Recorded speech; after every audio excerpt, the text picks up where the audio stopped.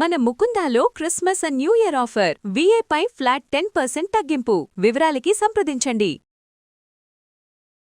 జై శ్రీకృష్ణ. ఆండాళ్ తిరువడిగళే శరణం. ధనుర్మాసం చాలా వేగంగా ముందుకు వెళ్తూ ఉంది.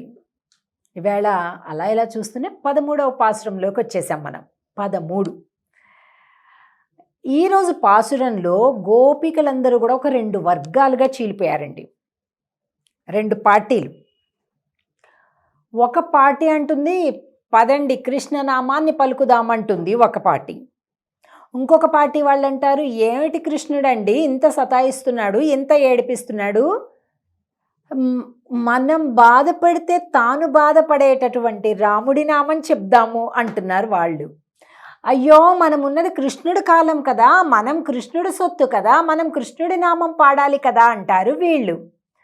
మనం బాధపడుతుంటే చూసి నవ్వే కృష్ణుడు ఎందుకమ్మా, మనం బాధపడితే చూసి మనకంటే ఎక్కువ దుఃఖపడే రాముడి పేరు చెప్దాం, తొందరగా అనుగ్రహిస్తాడు, కాబట్టి రామనామం పాడుదాం. ఎంత శక్తివైంది, ఓ రామ నీ నామం ఎంత రుచిరా అని వీళ్ళు ఇద్దరు కూడా 2 వర్గాలుగా చీలిపోయి డిషిం డిషిం స్టార్ట్ అయిందనమాట. అంతలో ఒక వృద్ధ గోపిక, అనుభవం కలిగినటువంటి ఒక గోపిక వచ్చి అయ్యయ్యో ఎంత పిచ్చివాళ్ళర్రా మీరు, రాముడేమిటి కృష్ణుడేమిటి ఇద్దరు కూడా ఒకటే, అది ఆ కాలంలో రాముడి అవతారం, ఇది ఈ కాలంలో కృష్ణుడి అవతారం, వద్దమ్మా వచ్చేయండి వచ్చేయండి అని అంటూ ఇద్దరికి కూడా కాస్త సంధి కుదిర్చిందనమాట. కొట్లాడుకోకండి అంటే మరి ఇప్పుడు ఏం చేయాలి, మేము రాముడి పేరే చెప్తాం అని, మేము కృష్ణుడి పేరే చెప్తాం అని వీళ్ళిద్దరు. సరే ఒకళ్ళు రాముడి పేరు చెప్పండి, మళ్ళీ ఒకళ్ళు కృష్ణుడి పేరు చెప్పండి, ఇంకొకళ్ళు రాముడి గుణం చెప్పండి, మళ్ళీ ఒక కృష్ణుడి గుణం, అలా ఇద్దరు అయిపోతారు కదా, ఇద్దరిని స్మరించుకోవచ్చు కదా అని చెప్తుంది. సరే అన్నారు. ఇద్దరు కూడా రాజీకి వచ్చారు. కొద్దిగా ఫాస్ట్గా ఉండేది ఎవరండి, కృష్ణుడి పార్టీ వాళ్ళు. ముందైతే మేమే చెప్తాం, ఎందుకంటే ఇప్పుడున్నది స్వామి కదా, ఈ కాలం కదా, కాబట్టి మేమే ముందు చెప్తాం. అలాగే చెప్పమ్మా. కాస్త మాట వింటారు కదా రాముడి పార్టీ వాళ్ళు కూడా నిదానంగా. కాబట్టి ప్రారంభించారు ఈ పాసురంలో అటు కృష్ణుడి నామం ఇటు రాముడి నామం. పుళ్ళిన్వాయ్ కీండానై. మా స్వామి ఏం చేశాడో తెలుసా, బకాసురుడు, బకము కొంగ ఆకారంలో వచ్చినటువంటి ఒక రాక్షసుని సంహరించడానికి ఎంత పరాక్రమం తెలుసా. ఆయన ఆ బకము యొక్క పై పెదవి కింద పెదవి ఇట్లా ముక్కులాగా వచ్చిందని రెండింటి కలిపి ఇలా చీల్చేశాడు మా స్వామి. పుళ్ళిన్వాయ్ కీండానై అని అంటే అబ్బో అంత కష్టపడ్డా. మా స్వామి చూసావా రాముల వారు, పొల్లావరక్కనై கிள்ளிக்களைந்தானை కీర్తిమై పాడిపోయి.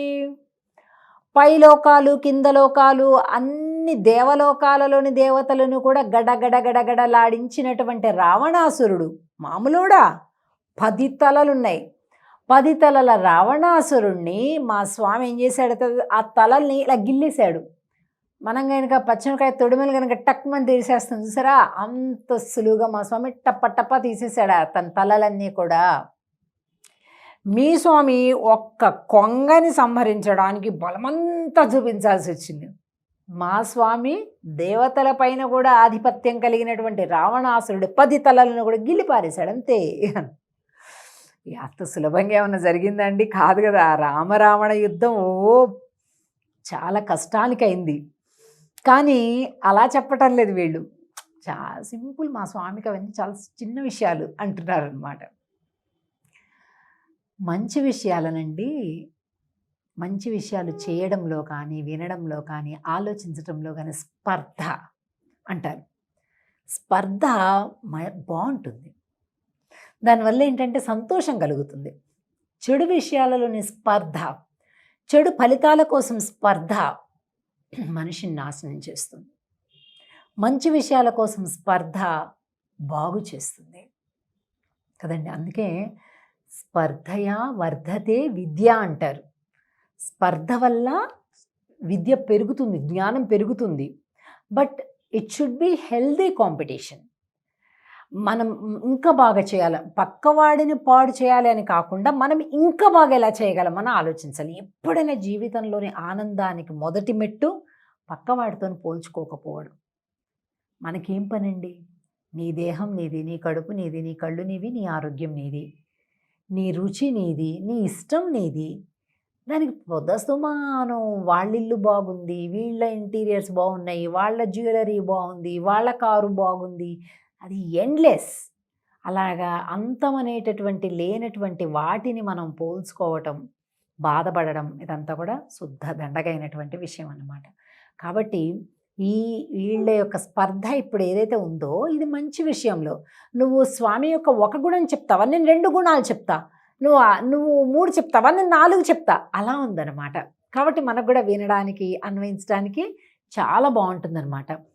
புள்ளின் வாய் கீண்டானை பொல்லாவரக்கனை கிள்ளி களைந்தானை கீர்த்திமை பாடிப்போய் பிள்ளைகள் எல்லாரும் பாவை களம் புக்கார் வெள்ளியழுந்து வியாஷ முரங்கித்து புள்ளும் சிலும்பினகான் போதரி கண்ணினாய் குள்ள குளிர குடைந்து நீராடாதே பள்ளி கிடத்தியோ பாவாய் நீ நன்னாளால் கள்ளம் தவிர்ந்து கலந்து ஏலோரெம்பாவாய்.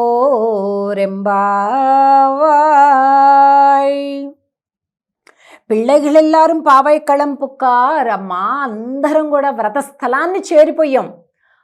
చేరాక చూస్తే ఇలా చూస్తే నువ్వు కనిపించలేదు.